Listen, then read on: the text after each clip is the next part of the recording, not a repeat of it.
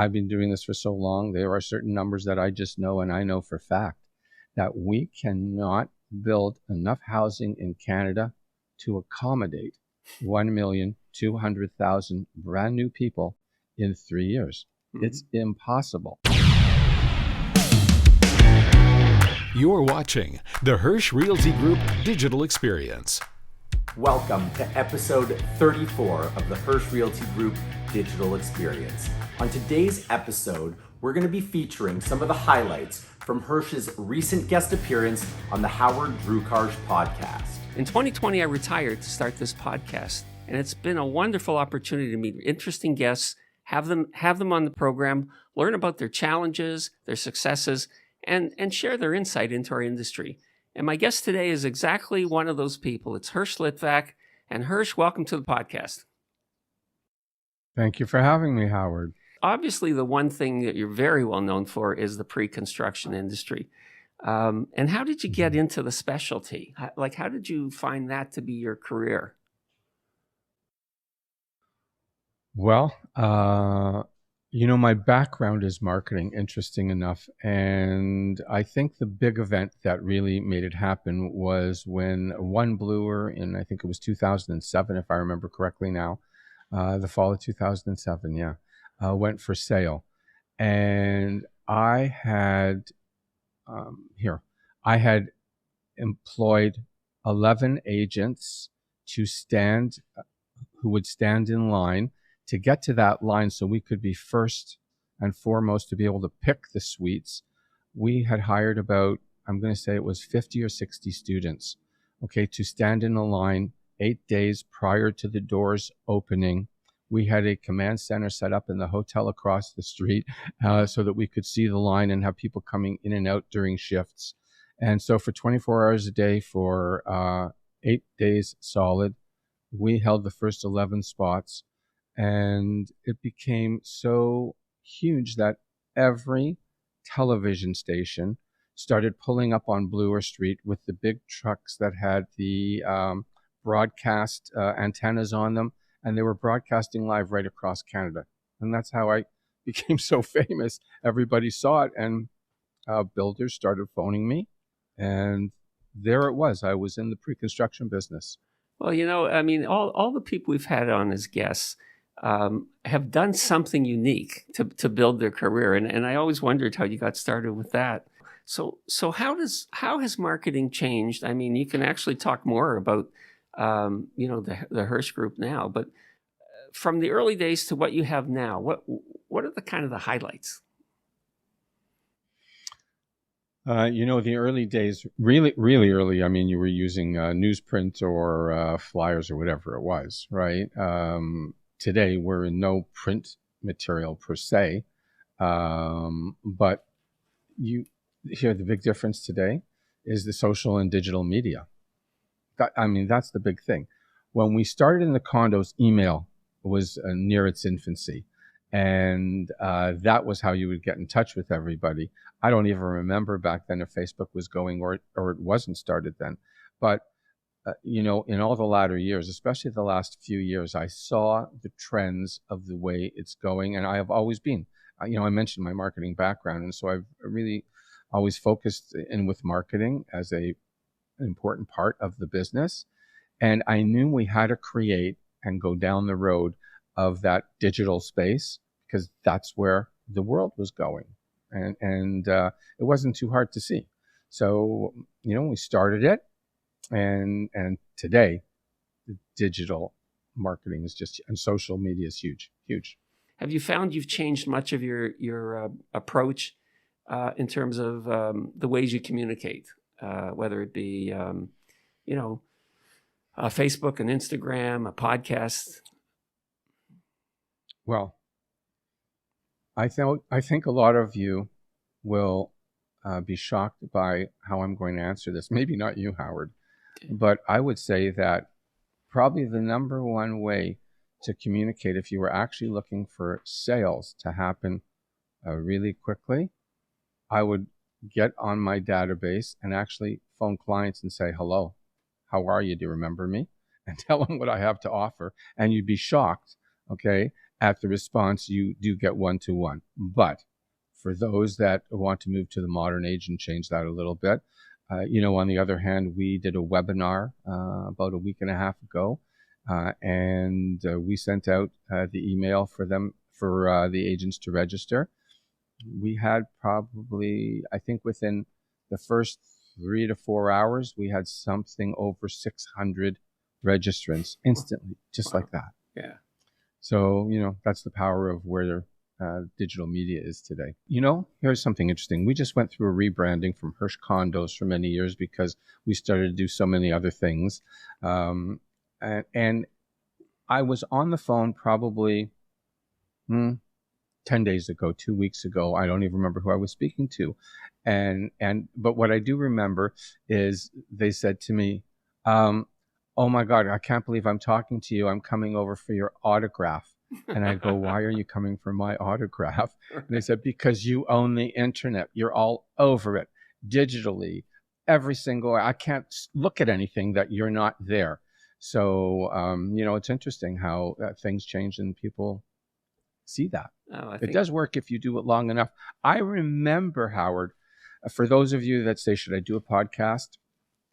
I remember doing the very first podcast.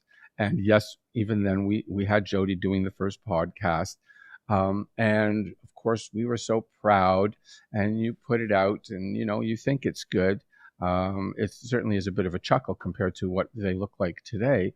And, we put it out there in the space for everybody to see. And I think we had 6 views, right? Mm-hmm. And probably 5 of them were all the people that we worked with. Right. So I think you have to have the faith and determination, okay, that once you get into the medium, you go and you do, and things will evolve for you, and you will then command, okay, a lot of the space in the digital media area. What are the most important marketing tools that you use or that you would recommend to people watching this? Instagram, Facebook, LinkedIn. LinkedIn, you're going to reach a whole different set of people on a professional level. I'm saying that because of the thousands of agents that I've worked with that I have seen send things out to people that they never met in their lifetime. But the people who got the offer liked what it was, called them, and bought the product. So I think that those mediums are huge. I think the largest is your email database for sure. Mm-hmm. Because your email database you can personalize and do so many things with. And to this day, it is our number one tool. Okay, when we want to go out and make something happen, email first. Okay, and then it's all backed up with all the digital and social media programs. Once the pandemic started and everyone was wrestling with what to do, what was kind of the first thing you did to try to reignite? Maybe you didn't have to because you're already into digital media. But what was the what was the thing? I'm laughing. Yeah. You know why? Here's the answer to the question you're almost about to finish. Yes. It was me that had to learn Zoom. Okay, my staff absolutely knew how to use it and were well acquainted with what was going on. So yes, for us, we automatically turned Zoom from a smaller account to a larger corporate account, and they taught me how to use it, and boom, we were on our way instantly. Great. And we worked on perfecting parts of it with clients. One of the things that we do is when an agent has a client that's interested in some pre-construction, we have a program where they can introduce them to one of our sales team, and we'll go over the project with them, answer their questions, and really it's a great program. Agents love it. And so what we did was focused on making that work for Zoom. How is the Precon market today in June of 2021? How would you define it now? Not quite as robust as it was prior to the pandemic, but I'll say it's robust. Are we selling out the buildings? Absolutely. Our prices have prices increased? Absolutely. They'll continue to increase, by the way, but that's another topic. But yeah, Okay. like it's really busy, really busy. If I here, I have another building that's about to launch. We'll have no problem selling that building out. Okay. And actually, I wanted to ask you that as well. Do you have any new or exciting new projects coming up that you feel you want to talk about? It's a great platform for that. We have 3 of them actually coming up through the summer. One of them is at the corner of Markham and Ellesmere, and that's Lash Group's 4th building in the series that we did, and that has been a phenomenal project. People have done amazing buying the pre-construction in every one of those buildings. So that's around 330 some odd suites. We have Green Park's 5th building at Vaughan Mills that is being released.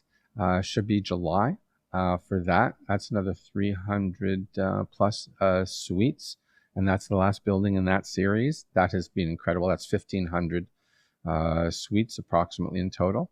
And we have one on Islington, a 90 suite boutique around Steeles Avenue that's coming up. And so a whole bunch of stuff coming up through the late summer, fall. Mm-hmm. And to project, I'm not sure which word's better. At the end of this year, 2021, how do you think the market will be then? I think it's going to be absolutely unbelievable. Here's what I actually think is going to happen. So I'll give you all a few years prediction, not just the end of 2021. I am a great believer in history, and over the 31 years that I have been doing real estate, I have been fortunate enough to invest in it and fortunate enough to follow StatsCan figures for what's happening in our country. And one of the things I've followed for years is the immigration flow, which absolutely drives our economy. Now, here's what's happened. In November, the federal government announced that they're actually going to increase by approximately $100,000 people per year, okay, up to 400,000 per year over the next 3 years, a total of 1,200,000 new immigrants coming to Canada. Howard, I've been doing this for so long. There are certain numbers that I just know, and I know for fact that we cannot build enough housing in Canada to accommodate 1,200,000 brand new people in 3 years. Mm-hmm. It's impossible. So number one, where will the market go? Some people will say, well, what about interest rates? Well, every country out there right now has brand new deficits that are absolutely record-setting ridiculous. Any giant raise in those interest rates would make the debt, now that it's next to impossible, really impossible to even attack. So I don't think that's happening. And finally, in my great belief of history repeating itself, when the Spanish plague of 1918 happened, what happened after that? The Roaring 20s, and it was a heyday. And here we are going through this once in 100-year pandemic, and everybody is just clawing to get out. The excitement of Ontario opening 2 days prior to schedule, Saturday instead of on Tuesday, is all over the news. And so what's going to happen? People are going to have the same reaction and want to go out. It is the Roaring 20s. So I think every sign and indicator points, okay, to sales increases, prices increasing still. Okay, it will moderate for sure. It can only go so high, but it is going to continue and continue and continue. And that's what I see for the next 5-6 years. Buy real estate. I have. And when you see actually what's going to come out in the news, probably in the next couple months, maybe it might take till September till you'll see it, you're going to go, unbelievable what's happening. It's incredible. Hersh, thank you I know how busy you are. Again, thank you for taking time today. And I wish you all the best, and we'll see what happens by the end of the year. We'll connect again. Thanks for watching the Hersh Realty Group Digital Experience. Stay tuned for more exciting content. Subscribe to our channel and make sure to follow us on all our social media platforms.